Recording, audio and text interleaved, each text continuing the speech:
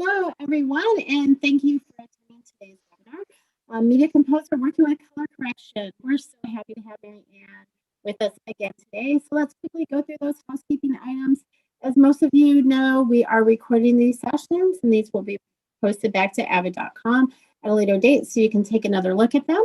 If you're watching us on Zoom, your audio is muted, and you can feel free to ask questions within that questions field. I'm going to try to monitor all the social feeds as much as possible to get your questions in. So please let us know where you're watching us from. It looks like we have some people from LA. You are up early. We got the UK. Awesome. Welcome aboard. We have people from Brazil also. Thank you so much for attending today's session. Marianne, as usual, you have a lot to get to. So I'm going to go ahead and hand the session over to you. All right. Yeah, so welcome everybody. Hopefully everybody's able to enjoy a little bit of festive for the holidays. And as the topic slide indicated, we're going to be talking about color correction today, specifically the corrective phase of a color grade, since color grading encompasses such a massive amount of space and time for discussion. We're going to be looking at images that are too dark or too bright, that kind of thing, especially if you're using mobile devices, how to handle that. We're going to be doing manual color grades, not automatic. We did a session earlier this year on automatic. So if you need that information, you'll want to go ahead and find that recording. I'm going to go ahead and share my screen so you guys can see what's up here. All right, so I'm in Media Composer. I'm using Media Composer 2020 10.10 on the Mac. The tools I'm going to be using today are pretty flexible with previous versions of Media Composer. And I am going to emphasize the Media Composer tool set as opposed to the Symphony options, again, to target the session. And then if you have questions, though, definitely ask them, because it might be something that we can weave into a future session if we can't quite get to it today. So I am going to be using the Symphony option because that's what I have. So I want to just show you guys a quick graphic that shows the differences, especially if you're working on Media Composer. I don't want you to be confused. Every option I show today is available on Media Composer. So I'm going to show this somewhat dated but effective graphic. On the top, this is what Media Composer looks like when you pop into the color correction workspace. And then at the bottom, when you have the Symphony option, what it looks like. They're similar, but a little bit different. Media Composer, you have the HSL and curves interfaces. That's what we're going to be using today. And then you have a few other interface options and deeper interface options within HSL and curves and Symphony. We'll be using kind of the top level side of that. Media Composer, you'll have the gain, gamma, and setup options that we're going to be using today right in your hue offsets tab. You'll see me popping into controls to do that on the Symphony side. So that's where that's located. Exact same controls, slightly different location because of the differences in the tool sets. I have a fourth color wheel in HSL, which I will not be using today to kind of keep it fair and a little bit more general. And again, in the future, maybe we could do some Symphony specific sessions. So I'm going to exit out of this. Okay. And then just pop into a shot here in my timeline to go over briefly the color correction interface if you haven't worked with it yet, and then taking care of some of those levels adjustments and workflow and some strategies I use when working in Media Composer to do my color grades. So I'm going to pop into the color correction workspace here on the right side of my screen. Now I have scaled up massively my interface to hopefully help you guys see better. So that's why my bins are popping up here, not staying tabbed with the effects palette. So I just minimize that. Hopefully we won't need to go there. So yeah, so the overall interface, this is how it's going to look for you, and might look like more space, hopefully, on your system. And by default, we have 3 windows in this interface. We've got the preview monitors, which there's 3 of them. You have the actual tool set, which I previewed. We'll be using HSL and curves today. And then the timeline, which functions as you might expect, with one difference. When you click the time code track or time code ruler up here, generally stays in color correction workspace. Okay. So then let's take a look at setup from my environment. Now, ideally, you're going to be in a nice, properly calibrated room with neutral lighting and that kind of thing, and external monitors and scopes to work with. But in reality, you may be working software only, that kind of thing. So let me help you out with helping us in any environment, especially me right now. I'm in the Zoom environment, which is not ideal for a color grade. By default, your monitors are set up for shot comparison. Right now I'm parked on this helicopter shot where our hero of our film is staring out the window. And then we're seeing the previous shot on the left and the next shot on the right, which is great when you're doing shot to shot comparison phase, which we're not. So to help keep myself focused, I'm going to turn these two monitors off by clicking on the clip name menu where it says next and choosing empty. And then I'm going to do the same thing on the other side and choose empty. Okay, so these are menus. Anytime you see the down facing triangle, that's a menu. So there we go. We're ready for grading a current shot without distraction. This is not the shot we're starting with. We are actually going to work with this shot to work with some HSL adjustments. So those are the two tool sets we're going to work with. And I want to just preview briefly the types of shots I choose for HSL. When I'm working on the symphony side, any of the tool sets work. It's kind of, I'll look at an image and just follow my instincts and pick HSL or curves or whatever. When I'm working on a media composer tool set, I use HSL for shots with humans in them, specifically like tight shots like this one or a little bit wider shots. And then if I'm working on like a scenic shot or shots where the people are wider, so wider angle shots, then I'll use curves. So I have a couple examples here of what shots I would choose for curves. So starting with HSL, the next thing I'll do when I first phase is in color correction is I'll look at a shot and what are my impressions. And my instant impression on this is it's a little dark. Now it's a spy film, so maybe that was the way it was intentionally shot. So you do want to keep context in mind. But if I'm just doing kind of a straight up like news gathering or documentary style, I'm going to want to correct this back to the original look as if I were standing next to the camera. So in that situation, I definitely want to brighten this a bit. So working with levels adjustments on an image that's too dark. Now I could just pop in and start making my adjustments, but our eyes are highly adaptive. And I'm in a very improper lighting environment. So I'm going to use some scopes to measure the signal and help me grade this shot. So I'm going to use the internal media composer scopes. So where it says empty here that I clicked earlier, I'm going to call up the Y waveform. Now, if you've never worked with scopes, I highly encourage you work with them when you do manual grading. And the Y waveforms looks at luminance, the brightness, the contrast. It measures vertically is the luminance, so towards the top of the scope at 100% IRE or 100% on the digital scale is the brightest region, 7.5 and 0 is the dark region. So it is set up for broadcast in that sense.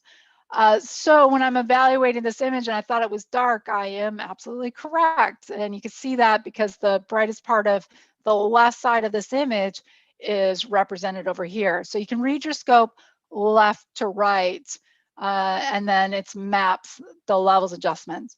Now, if you're thinking, gee, if I were to ask you what the lightest part of this image is, you might say right here, this kind of specular highlight, there's reflection on the metal, and you would be correct, and that's represented over here. So it's on the right side of the screen. So there's a massively fast crash course in reading a waveform monitor. So to make my adjustments, in HSL, I'm on the controls tab. If you're on Media Composer, you'll go to the hue offsets and use the controls that are on the right side over here. But in the controls tab, I'm going to grab these sliders. So once I've evaluated my image, I adjust luminance first, even if there's a color cast. Most of my work is on the luminance side. And it's the setup, the darkest part of the image, the gain, the lightest part of the image, and the gamma, everything in between, the midtones, the overall balance of the image. And I'll start with setup, which actually this image is pretty good, but just to kind of give you guys a feel for it, if I drag to the right, it's going to brighten the image. So if you're dealing with a bright washed out image, you would actually come into this tool and start dragging the setup slider to the left to darken it. Okay, so the workflow is going to be the same whether your images are too dark or too bright, whether you're on a, no matter what kind of camera you're working with, even on mobile. All right, so I've got my setup, and then I'll go to my gain, which is the brightest part of the image. Now, the specular highlight here, I'm not going to worry about. There's fixes I can do for that at the end of the process, including popping over to my image category and grabbing the safe color limiter effect and just popping that onto an empty track. I want to enhance my subject. Okay, so I'm always asking the question when I first look at an image, what do I see first? Hopefully it's my subject. If I don't, I need to do some color grading. And then how does it look? And in this case, it was a little dark. So already by making this adjustment, I'm improving the luminance. Okay, so I made my setup and my gain adjustment. I might even go a little bit brighter. It depends to context for the film, that kind of thing, or documentary or news piece, info piece, that kind of thing will help determine this. And then in the gamma is everything in between. So how are you kind of weighted or overall balance of your image? So you want to set that up. And I'm always looking for details. I'm usually trying to draw out as much detail and texture as possible in my image, which may lead to going back and forth with the other options just to get exactly what I want as I'm adjusting my luminance. And you'll tweak it till deadline. I definitely recommend a short amount of time. Grade the first pass fast and always come back to it because I generally overgrade a little bit and need to back things off. All right. So now that we've done that, how can we see where we came from? In the current monitor, there's a split screen icon. So I click dual split monitor and you can check kind of before and after. Inside the white tabs is the before and here's the after. So already with minimal 3 sliders, I've improved this image considerably. Definitely could use some tweaking, that kind of thing, but that gives you the nuts and bolts of using setup, gain, and gamma on Media Composer. The other thing that I do, which I find way more satisfying, is turning the effect on and off. So I'll usually look at the areas that I'm worried about or the main subject that I want to be emphasized, and I'll turn off and on the entire correction. So I'm in the tool set area on the HSL tab, there's an enable button. If I click the enable button, that's a before, and turn it on. So I can just kind of look at it and really look at specific spots of an image, especially on an external monitor, to determine where I started, where I'm at, what I need to adjust further. Okay, so that's main workflow for working with HSL. Now, if you're on Symphony, you can really dig into this and work in your shadows, the darkest part of your regions, your midtones, and your highlights. And if you're working your highlights is where you really can address the specular highlight that's out of spec. Just going to mention that for you guys. Okay. But I always start off kind of with a master control on an image. All right, next image. This one we're going to add on just a little bit of color. Our emphasis in this topic is kind of luminance levels for images that are too dark or too bright. This film has a lot of images that are on the darker side. First thing I noticed with this image, it feels a little blue. So we'll be able to check that out. Doesn't matter, even if that's your first impression, you want to work with levels first. And we can see Agent Zero, that's our character's name. He's a little dark. If we look at the left side, it's all plotting in the dark area. Now with waveforms, if you're new to them, you might be thinking, gee, why am I not seeing like an impression of the face or something, or shape, like that classic toy where you could press the metal into your face and then see your face as a shape? Because it's plotting luminance. So even though the top of the screen is his hair, his face, it's dark, so it's plotted dark. But you can see that's on the right side. Brightest part of this image is in this region here, which is in the middle left, and then you have these smokestacks, which are a little darker. So again, reading that waveform. So my process is the same in HSL: setup, gain, gamma, and then I interact to tweak. So the levels on this is already pretty good because it's a darker image, but if you came into an image that was washed out like this, you would drag this to the left to darken it. So setup, check your waveform to see if you need to adjust it. I'm going to boost this one. And again, I'm working in a film, so there might be style here, but let's just go for kind of full range where whites are closer to the 100% level. Already an improvement. I just made 2 slider adjustments.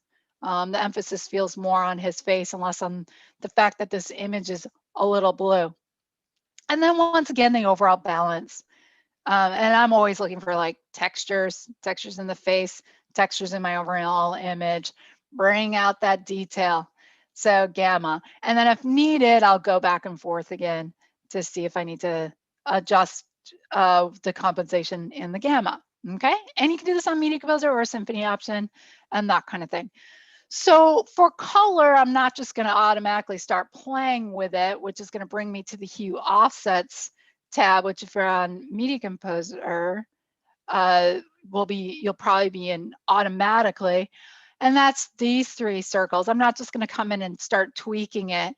Again, lighting, and you want tool measurement, just like we're not going to start building a construction project like a table without a ruler. It's going to be really lopsided. So I'm going to go to this monitor and call up another scope. When I'm using the internal scopes, I usually use 1 or 2. Overall RGB parade, which let me call that up a second, which is going to show me my overall color balance in the darkest part of the area shot at the bottom, which is actually pretty balanced. And then the lightest area, which is pretty much confirming that the shot has a little bit of a blue cast. You can see blue is registering higher. When I'm working with skin tone, I like to work with a vector scope because skin tone falls on the eye line if you've worked on other scopes, which is this imaginary line that comes out between red and yellow. All right. It's hard on this scope to see the whites and the blacks levels because they both sit right there in the middle, and you can see you're not going to be able to see it. On other scopes, vector scopes, you can, but RGB parade works great. Okay, so overall balance. So I went darkest region, lightest regions, mids. For luminance, I do the same thing for color. My darks are pretty good, but if I want to sample, I can.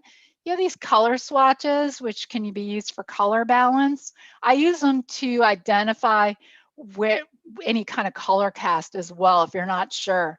So I can click this color swatch. It'll automatically bring up the info palette that you can move anywhere you want. And then I'll start sampling.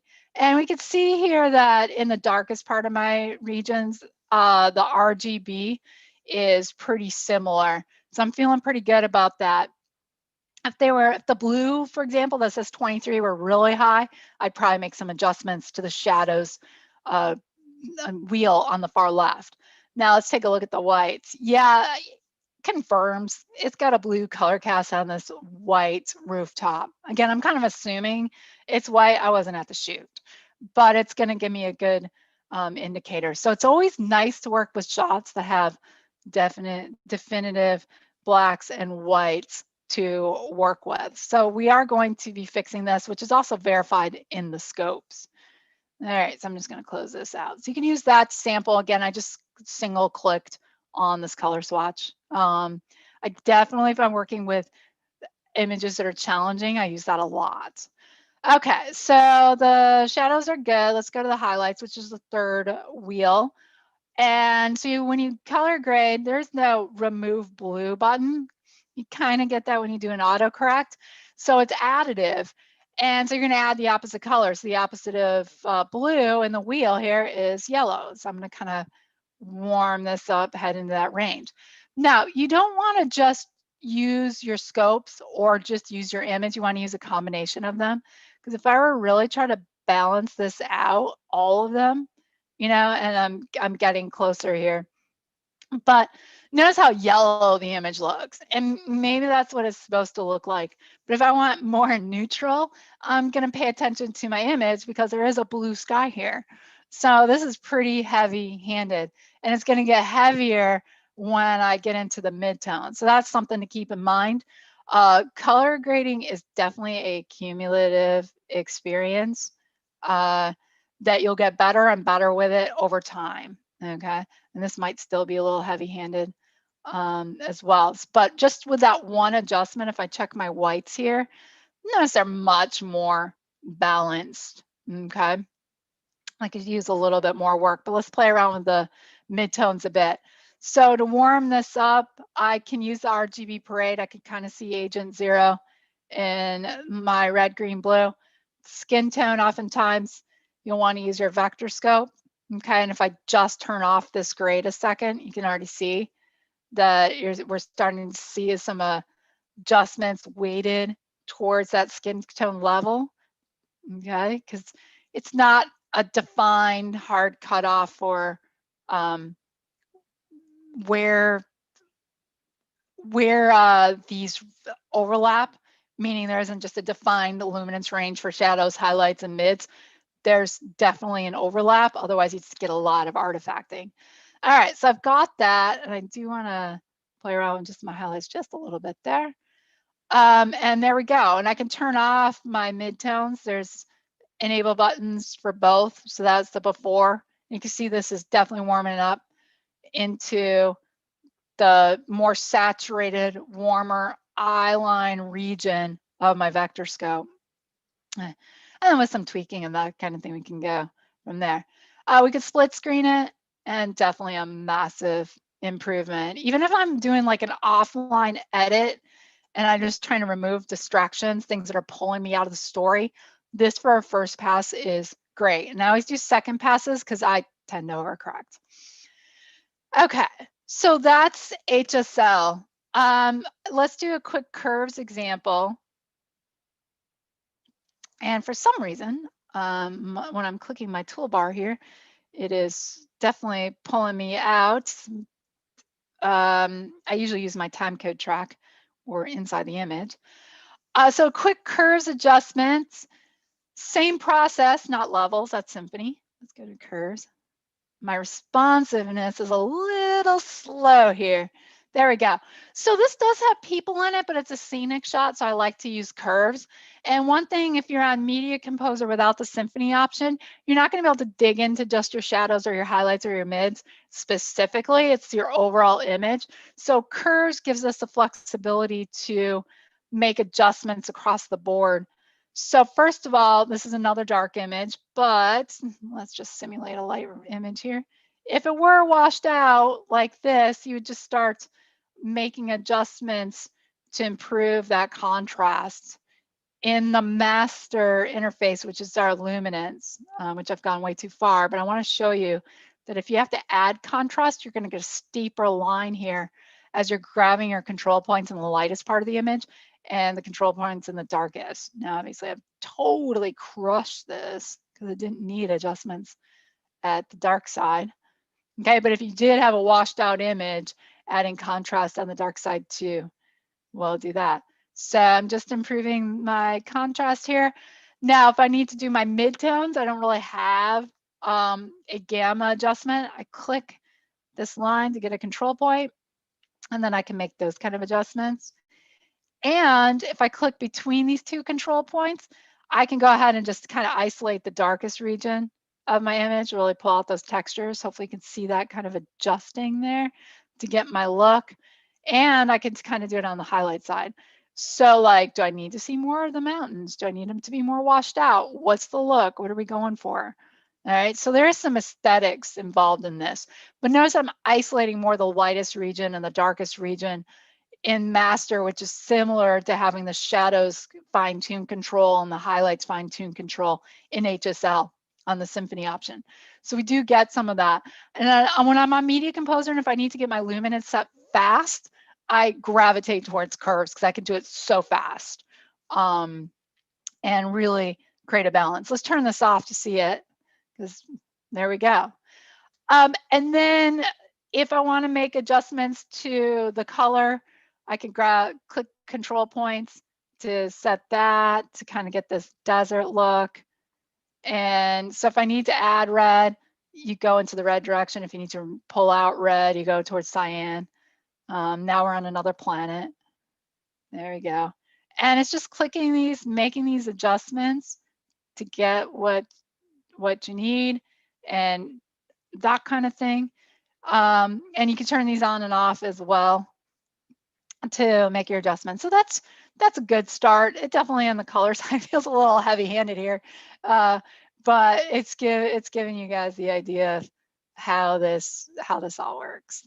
And it's definitely like tweaking it.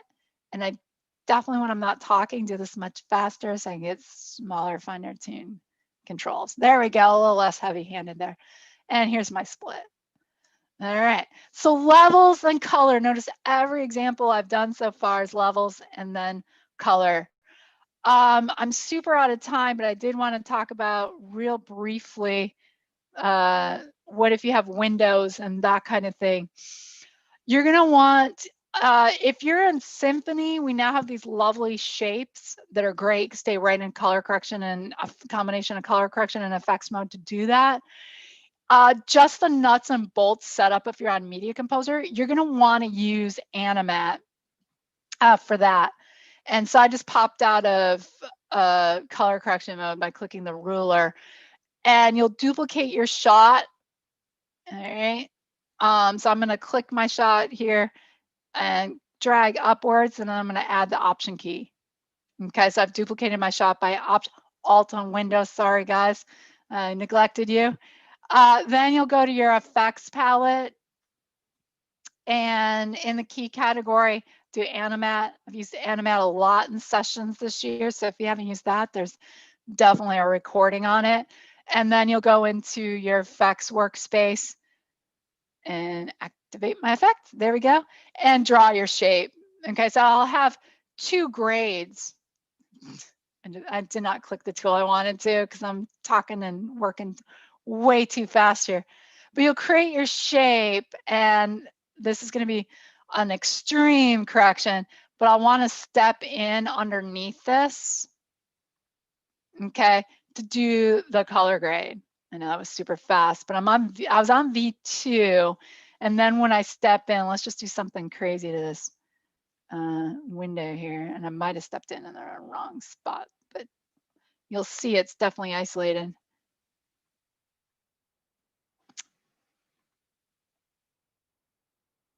And let's do a quick V1 here. So yeah, so you can see that my crazy magentas on the door. Clearly, if this were on my reel, I would be scoring lots of color grading jobs. But then you can, on the bottom here, I'm on V1. As I'm making my adjustments, notice it's just focused more on these 2 guys and not influencing the door. So my goal is not to make the door actually magenta. It would be to make it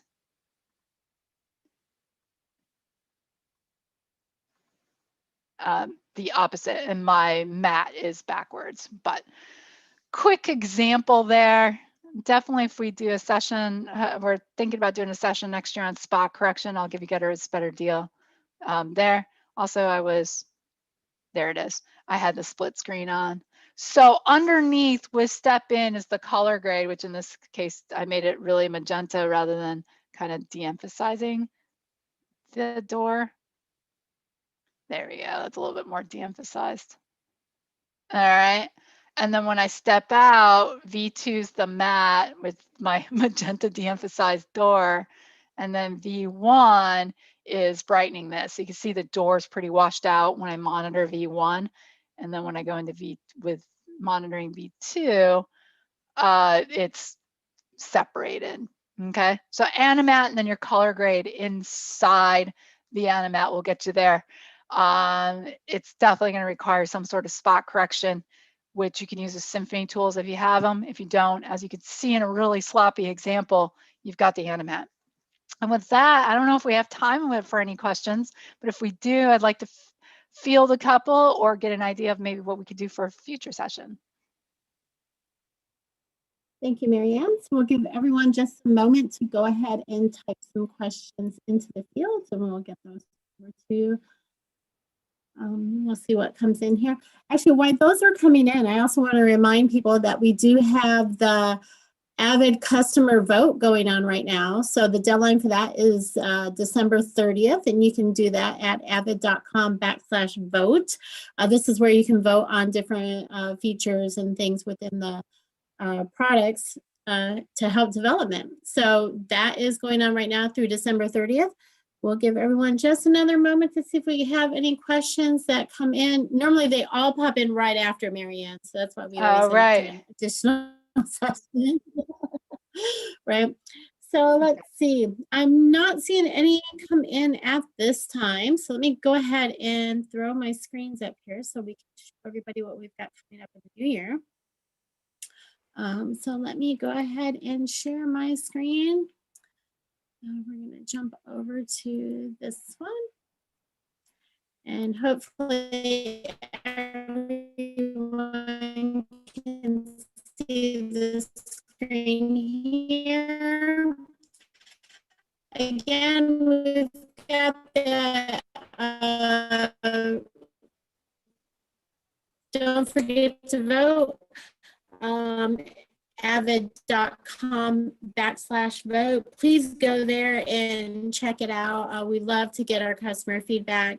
And then coming up in January 7th, we have a Media Composer with Marianne. And also on the 21st, we are scheduling a session January 12th, which we're going to have a little surprise on that one. So look for that online learning webinars calendar this coming week. So that one's going to be an exciting session as well. One more check for questions. I'm not seeing any at the Okay, so it looks like Dawn got kicked out of our session. Thanks, everybody. If you have questions, please ask. We'll go ahead and try to create a session with that.